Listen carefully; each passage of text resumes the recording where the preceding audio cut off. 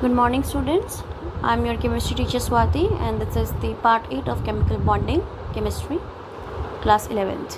Now, hybridization.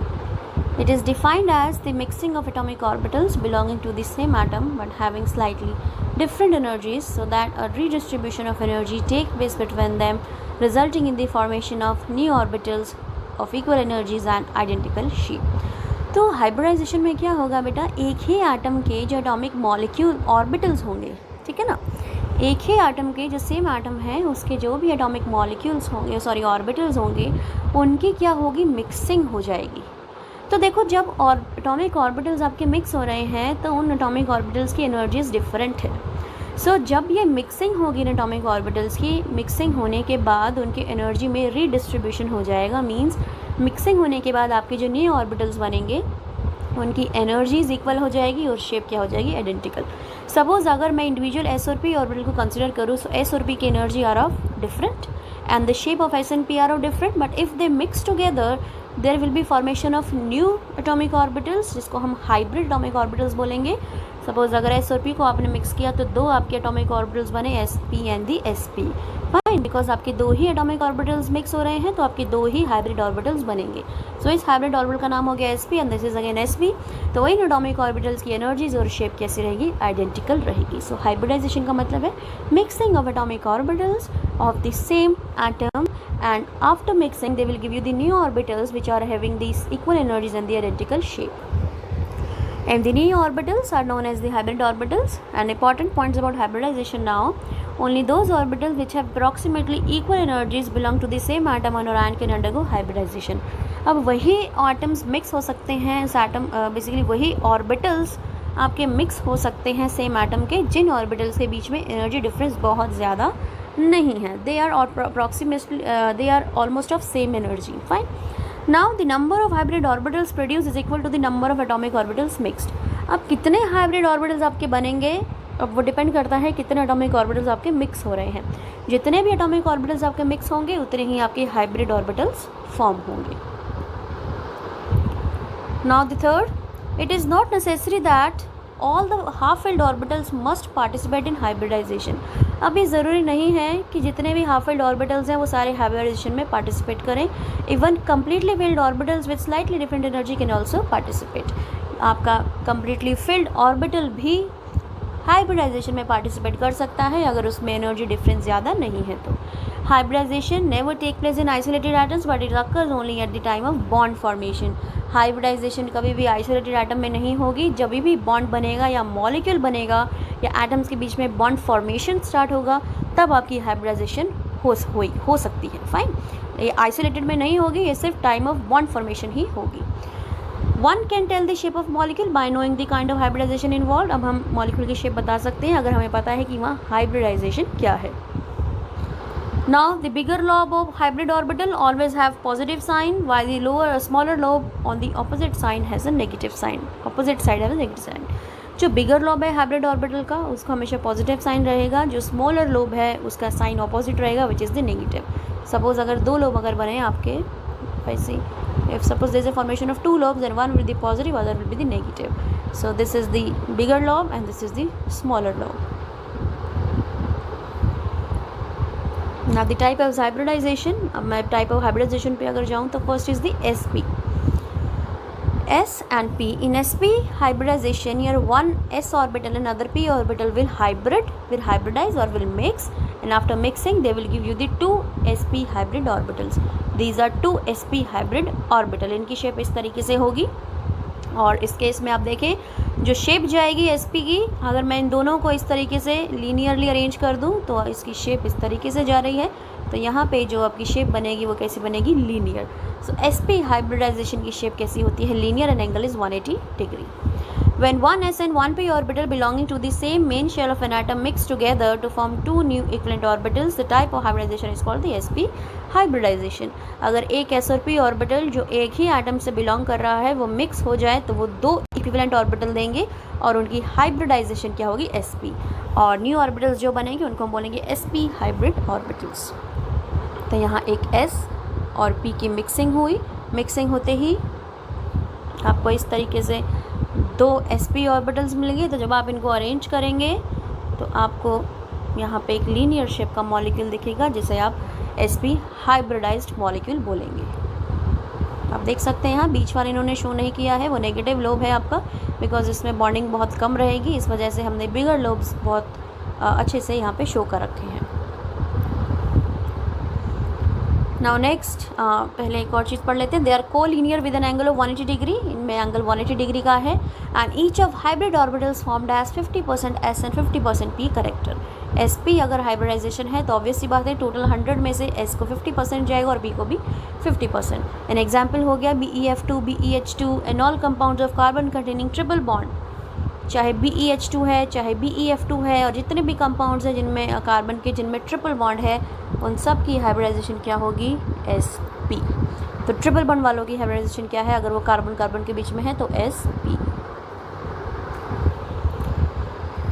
Now next is the sp2 hybridization. अब sp2 में एक s ऑर्बिटल और 2 p ऑर्बिटल आ गए आपके, एक s हो गया आपका और 2 कैसे हो गए p। जब एक s और 2 p आपके मिलेंगे तो 3 आपके ऑर्बिटल्स बनेंगे sp2 के, 3 sp2 हाइब्रिड ऑर्बिटल्स आपके बनेंगे, वैसे ही बनेंगे जैसे sp में बने हैं, 1 sp 2 sp and 3 sp। But in तीनों की अरेंजमेंट किस तरीके से होगी, प्लेनर शेप में, तो इनको हम इस तरीके से अरेंज करेंगे, 1 sp 2 sp एंड 3 sp।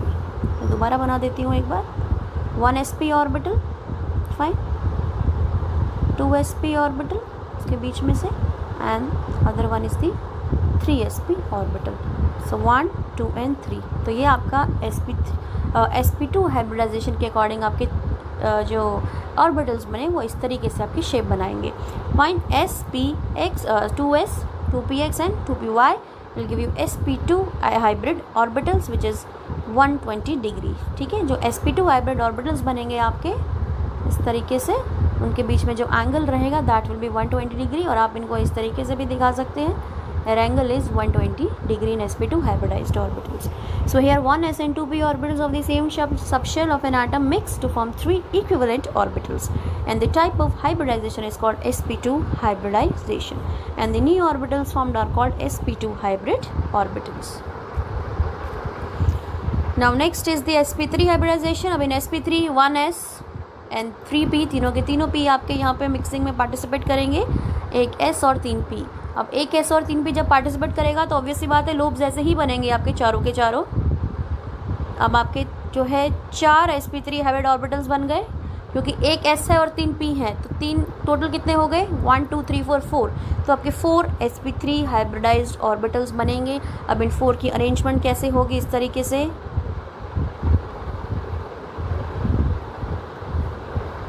तो 1 2 3 4, और यहाँ पे जो बॉन्ड एंगल रहेगा वो रहेगा 109.5 degree. Angle will be the 109.5 degree in between this sp3 hybridized orbitals like this manner. Fine, और 0.28 भी लिख सकते हैं, 0.28 ये रेडियन में है, ऊपर डैश होगा, अगर डिग्री में लिखेंगे तो 109.5 डिग्री आंसर आएगा। When 1s and 3p orbitals belonging to the same subshell of an atom mix together to form 4 new equivalent orbitals, this type of hybridization is called tetrahedral hybridization or sp3 hybridization, and new orbitals formed are called sp3 hybrid orbitals. These are directed toward the 4 corners of a regular tetrahedron and make an angle of 109 degree 0.28 minute or with one another. Fine, ये एक दूसरे के साथ 109 degree 28 minute के हिसाब से angle बनाएंगे, या फिर 109.5 डिग्री के हिसाब से एंगल बनाएंगे। Now each sp3 hybrid orbital has 25% s character and 75% p character. तो बिकॉज ये sp3 है, अब टोटल 100 है, तो 1 पार्ट s का गया, 3 पार्ट p का, तो ये 25% s का हो गया और 75% p का हो गया। इन केस ऑफ sp3, उस केस में अब ये sorry in case of sp2, तो यहाँ पे 1 पार्ट s का हो गया और 2 पार्ट p का हो गया, तो यहाँ 33% अराउंड s का जाएगा और रेस्ट आपका p का जाएगा परसेंटेज। तो सबसे ज़्यादा s परसेंटेज किस में प्रेजेंट है, आपकी sp के अंदर प्रेजेंट है सबसे ज़्यादा s की परसेंटेज। अब एग्जाम्पल है इसमें मीथेन। अब देखें, carbon 1 hydrogen 2 hydrogen 3 and 4 hydrogen, मतलब कार्बन के खुद के ही एटॉमिक ऑर्बिटल्स ने इस तरीके से ज्योमेट्री बनाई, 4 4 sp3 ऑर्बिटल्स दिए, 1 2 3 4। इन्होंने इस तरीके से शेप बना दी जिसको हम रेगुलर टेट्राहेड्रॉन के अंदर बंद कर रहे हैं और जिसे हम टेट्राहेड्रल भी बोल रहे हैं। और इसी बेसिकली इन्हीं हाइब्रिड ऑर्बिटल्स के लोब से हाइड्रोजन के एस ने क्या कर दी, बॉन्डिंग कर दी इस तरीके से, और यहाँ पे आपका मीथेन जैसा स्ट्रक्चर बन गया। And this is ethane. Ethane में भी आपकी कैसी हाइब्रिडाइजेशन है, sp3। आप देख सकते हैं यहाँ पे एक कार्बन एंड साथ में अगर एक और कार्बन मैं लगा दूँ तो इसका लोब इस लोब से ओवरलैप कर जाएगा instead of hydrogen, and rest 6 lobes जो रहेंगे आपके वो हाइड्रोजन से बॉन्डेड रहेंगे। ठीक है ना। अब मैं इसे ब्रेक करूँ अगर, तो ये यहाँ पे अगर हाइड्रोजन लगा दूँ तो ये मीथेन हो जाएगा। अगर मैं इन दो कार्बन के लोब्स को आपस में ही ओवरलैप करा दूँ तो इस केस में कार्बन कार्बन सिंगल बॉन्ड बन जाएगा। Now next is the sp3 hybridization. अब sp3d में कौन सा यूज़ होता है आपका, 1s 3p and 1d orbital, they form 5 hybrid orbitals of equal energy. It is known as the sp3d hybridization. अब इसमें sp यूज़ होगा, p पूरा यूज़ होगा और d भी यूज़ होगा, बट d का एक ऑर्बिटल। जैसे आप देखें s p3 and d। So this is sp3d hybridization and the shape of the hybrid atomic orbitals will be trigonal bipyramidal. In case of sp3d2 there will be utilization of 1s 3p and 2d orbitals. So sp3d2, so total 6 orbitals are participating here, so total 6 hybrid orbital will form and the shape of orbital will be octahedral. So now I am discussing this discussing how you will calculate the hybridization. Fine. This method of calculating hybridization, see, if molecule is BeH2, then how you will come to know about the hybridization of BeH2. Look at the electronic configuration. Beryllium is 1s2 2s2 and it has 2p but it is empty, so 0. Fine. So I am not writing 2p 0, I am just writing only 2p which is empty. Fine. Now this is the ground state configuration. In ground state configuration जो valence shell electronic configuration है beryllium की वो है 2s2 2p which is 0. So मैं इसको इस तरीके से लिख देती हूँ। जैसे ही एक्साइटेड स्टेट कॉन्फ़िगरेशन लिखूँगी मैं इसकी, ये ग्राउंड स्टेट है आपकी, एक्साइटेड स्टेट कॉन्फ़िगरेशन लिखते ही एक इलेक्ट्रॉन 2p में एक्साइट हो जाएगा। So now 2s will have 1 electron and your 2p is also having the 1 electron. Now there will be mixing of 2s and 2p orbital. तो जैसे ही 2s और 2p यानी कि एक s मिक्स हो रहा है और एक p मिक्स हो रहा है, तो s और p मिक्स होने से आपकी हाइब्रिडाइजेशन क्या हो जाएगी, sp हाइब्रिडाइजेशन होते ही आपके दो न्यू ऑर्बिटल्स बनेंगे जो हाइब्रिड होंगे sp के, जिनमें एक एक इलेक्ट्रॉन प्रेजेंट है। अब क्योंकि Be मॉलिक्यूल है BeH2 तो दो हाइड्रोजन इससे अटैच हो रहे हैं। सेंट्रल में बेरिलियम की हमने हाइब्रिडाइजेशन देख ली sp तो सेकेंड हाइड्रोजन यहाँ पे इलेक्ट्रॉन देगा, सॉरी एक हाइड्रोजन यहाँ इलेक्ट्रॉन देगा, एक हाइड्रोजन यहाँ इलेक्ट्रॉन देगा, तो यहाँ मॉलिक्यूल बन जाएगा BeH2। And you can see here the mixing of orbitals giving you sp hybridization. The shape of BeH2 will be like this. This is linear with 180 degree angle BeH2. Fine. See, if the molecule is BCl3, again look at the electronic configuration of beryllium. I am writing only valence, which is 2s2 2p1. This is the ground state. If I write the excited state configuration, it will be 2s1 2p2. This is the excited state. So I am going to write like this. Now there will be mixing of 2s and 2p के दो orbitals, this s and this 2p के दो orbital, total 1 2 3 orbital की mixing होगी तो it will give you the sp2 hybridized orbitals. तो यहाँ पे आपको 3 इक्वल एनर्जी के sp2 हाइब्रिडाइज्ड ऑर्बिटल्स मिलेंगे और तीनों में एक एक इलेक्ट्रॉन है। अब आपका मैंने BCl3 बोला तो सिंपल सी बात है, एक क्लोरीन यहाँ इलेक्ट्रॉन, एक क्लोरीन यहाँ इलेक्ट्रॉन और एक क्लोरीन यहाँ इलेक्ट्रॉन क्या करेगा, शेयर करेगा और बनाएगा BCl3। So because this is now sp2 hybridized, so shape will be the triangular planar and angle will be the 180 degree. This is the BCl3. Fine. Now similarly sp3 की case की हम बात करें, अगर मैं मीथेन की बात करूँ CH4, नाउ कार्बन की कॉन्फ़िगरेशन क्या हुई, 2s2 2p2, this is the ground state. Excited state में आते ही 2s1 2p3, तो हम इसको इस तरीके से लिखेंगे 1 and 1 2 and 3 क्योंकि इन दोनों ऑर्बिटल्स के बीच में एनर्जी डिफरेंस ज़्यादा नहीं है तो ये सारे मिक्स करके आपको 4 sp3 ऑर्बिटल्स देंगे। सो 4 sp3 sp3 sp3 and sp3 सब में एक इलेक्ट्रॉन है। अब हाइड्रोजन्स क्या करेंगे, अपने एक इलेक्ट्रॉन इन्हीं sp3 ऑर्बिटल से शेयर करेंगे और मॉलिक्यूल बनेगा CH4। तो यहाँ पे टेट्राहेड्रल ज्योमेट्री आपकी रहेगी according to the sp3 hybridized. So here 109.5 degree angle,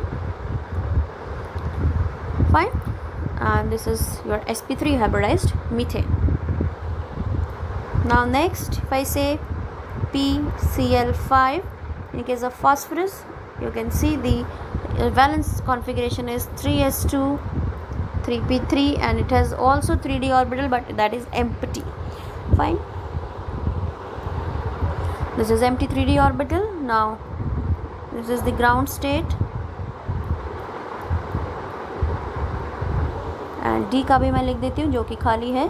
अब एक्साइटेड स्टेट में जाते ही जो ये फुलफिल्ड है आपका ऑर्बिटल 3s का, इसका एक इलेक्ट्रॉन एक्साइट होके एक डी ऑर्बिटल में आ जाएगा।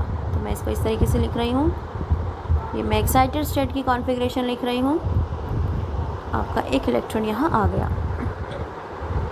अब इन पांचों के अंदर एनर्जी डिफरेंस ज़्यादा नहीं है तो ये पांचों ऑर्बिटल आपस में हाइब्रिडाइज हो जाएंगे, मिक्स हो जाएंगे। तो sp3d की मिक्सिंग हो गई। So now in that case your hybridization will be the sp3d।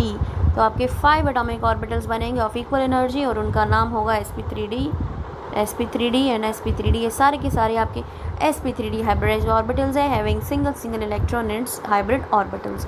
और बिकॉज PCl5 का हम यूज़ कर रहे हैं तो हर एक क्लोरीन एक इलेक्ट्रॉन अपना इसके हाइब्रिड ऑर्बिटल से शेयर करेगा और कोवलेंट बॉन्ड बनाएगा। तो यहाँ पे 5 ऑर्बिटल्स बन गए। तो यहाँ जो शेप रहेगी वो रहेगी ट्राइगोनल बाय पिरामिडल। सारे क्लोरीन्स आप यहाँ लगा सकते हैं। अब ये जो ऊपर वाले 2 बॉन्ड्स हैं इन्हें हम एक्सियल बॉन्ड्स बोलते हैं और इन तीनों को हम बोलते हैं इक्विटोरियल बॉन्ड्स। फाइन, मैं नाम लिख देती हूँ यहाँ पे, these are equatorial bonds. And axial में आपस में एंगल 180 डिग्री का है एंड इक्विटोरियल में आपस में 120 डिग्री का एंगल है, यार 120 डिग्री। और एक्सियल इक्विटोरियल आपस में 90 डिग्री पे है। ठीक है, एक्सियल इक्विटोरियल में 190 डिग्री का एंगल है, आपस में इक्विटोरियल में 90 डिग्री है और एक्सियल में 180 डिग्री है। Now next is the sp3d2। अगर मैं SF6 की बात करूँ इस केस में तो again sulphur is 3s2 3p4 and 3d that is 0। मैं सिंपल 3d लिख देती हूँ 3d। तो एक्साइटेड स्टेट में अगर मैं पहले मैं ग्राउंड में आपको दिखाऊँ लिख के, इस तरीके से हम लिखेंगे और d आपका यहाँ पे एम्प्टी है। तो जैसे ही एक्साइट होगा तो ये इलेक्ट्रॉन एक एक्साइट होकर डी में जाएगा और इसका भी एक इलेक्ट्रॉन एक्साइट होकर डी में जाएगा। तो आप देख सकते हैं। तो अब यहाँ पे जो बॉन्डिंग होगी sp3 एंड 2 d के ऑर्बिटल्स sp3d2। तो there is a mixing of sp3d2 orbitals. So hybridization will be the sp3d2 and the formation of 5 sp3d2 orbitals having the 6 sp3d2 orbitals having single electrons, 1s 3p and 2d to total 6 orbitals are mixing here. The shape will be the octahedral. Now again सारे के सारे fluorines जो हैं अपना एक electron in orbitals में क्या करेंगे, शेयर करेंगे। तो आपकी शेप बनेगी 1 2 3 4 5 6। यहाँ पे लगा दीजिए 6 के 6 fluorines. The shape will be the octahedral. ये प्लेन में है और ये above the plane and below the plane. So इसमें और भी बहुत सारी शेप्स हैं। अब ये जितने भी मॉलिक्यूल्स मैंने कराए हैं सबके अंदर आपके ओनली बॉन्ड पेयर्स हैं, बट कुछ ऐसे मॉलिक्यूल्स भी हैं जहाँ लोन पेयर्स भी आपके यूज़ होंगे। फाइन, वो एग्जांपल्स मैं आपको खुद से ट्राई करेंगे। एक एग्जांपल मैं आपको बता देती हूँ, बाकी आप खुद ट्राई करेंगे। जो मैं एग्जांपल आपको लिख के दूँगी, जो भी डाउट होगा you can ask me in the class. एक example I am discussing which is of water. So in case of water oxygen को अगर हम देखें that is 2s2 2p4। Now you can see here 1 4। नाउ s and p 3p orbitals are there. अब यहाँ पे आपके चारों के चारों sp3 मिक्स हो जाएंगे तो 4 आपको यहाँ पे sp3 हाइब्रिडाइज ऑर्बिटल्स मिलेंगे, बिकॉज देखो ये एक्साइट नहीं हो सकते इलेक्ट्रॉन्स, ये do not have the empty 3d orbitals और the 2d orbital. 2d exist नहीं करता, 3d इसके पास है नहीं, तो ये इलेक्ट्रॉन एक्साइट नहीं होंगे, बट ये रहेंगे नहीं ऑर्बिटल्स में, बट मिक्स ज़रूर होंगे। तो मिक्सिंग होने के बाद इसी तरीके से शेप बनेगी, ऑर्बिटल्स इसी तरीके से आएंगे। तो ये चारों के चारों हैं आपके sp3, ये भी sp3, ये भी sp3 एंड ये भी sp3, बिकॉज इन चारों की एनर्जी ऑलमोस्ट सेम है, तो चारों आपके हाइब्रिडाइज कर गए। तो अब देखें आपके वाटर के अंदर 2 हाइड्रोजन्स हैं, तो दोनों हाइड्रोजन्स को एक एक इलेक्ट्रॉन शेयर करना है, तो एक इस ऑर्बिटल से करेगा, दूसरा इस ऑर्बिटल से। तो यहाँ पे बॉन्ड तो अब 2 बनेंगे, बट ये जो 2 रहेगा ये क्या होंगे, lone pairs on the water molecule. So oxygen को आप इस तरीके से शो करेंगे, 2 लोन पेयर्स हैं। देखो एंगल होना चाहिए था 109.5, क्योंकि यहाँ टेट्राहेड्रन ज्योमेट्री होनी चाहिए थी, sp3 ऑर्बिटल है, sp3 हाइब्रिडाइजेशन है, but because of the presence of this 2 lone pairs, तो इनके बीच में रिपल्शंस होने की वजह से ये लोन पेयर थोड़ा सा दूर रहते हैं, एंड रिपल्शंस होने की वजह से ये बॉन्ड पेयर्स आपस में थोड़े से क्लोज हो जाते हैं, बिकॉज यहाँ भी इनके बीच में क्या रहेगी, रिपल्शंस। तो रिपल्शंस को मिनिमाइज़ करने के लिए थोड़े दूर हो जाते हैं, जिस वजह से बॉन्ड आपके थोड़े से कम हो जाते हैं। तो एंगल यहाँ ऑलमोस्ट 104 डिग्री के अराउंड रहता है आपका। So this is water, here hybridization is sp3, but lone pair आने की वजह से इसकी ज्योमेट्री ख़राब हो गई। तो देखो हाइब्रिडाइजेशन sp3 है, वाटर की ज्योमेट्री टेट्राहेड्रल ही है। अगर पूछा जाए कि ज्योमेट्री क्या है, यहाँ पे ज्योमेट्री इज टेट्राहेड्रल, बट जैसे ही लोन पेयर आए इसकी शेप ख़राब हो गई, तो यहाँ पे शेप क्या जाएगी आपकी, बेंट। वाटर की शेप क्या है, बेंट, और ज्योमेट्री क्या है, टेट्राहेड्रल। तो ज्योमेट्री और शेप में यही डिफरेंस है। ज्योमेट्री और शेप तब सेम रहेगी जब आपका लोन पेयर नहीं होगा, लेकिन जैसे ही लोन पेयर आएगा आपकी ज्योमेट्री डिस्टॉर्ट हो जाएगी। डिस्टॉर्टेड ज्योमेट्री को हम शेप बोलते हैं। तो अगर आपको पूछा जाए कि ज्योमेट्री क्या है वाटर की, दैट इज़ टेट्राहेड्रल, लेकिन अगर शेप पूछी जाए तो वो क्या होगी, bent, according to the hybridization. Similarly you just draw the molecule of ammonia, SF4,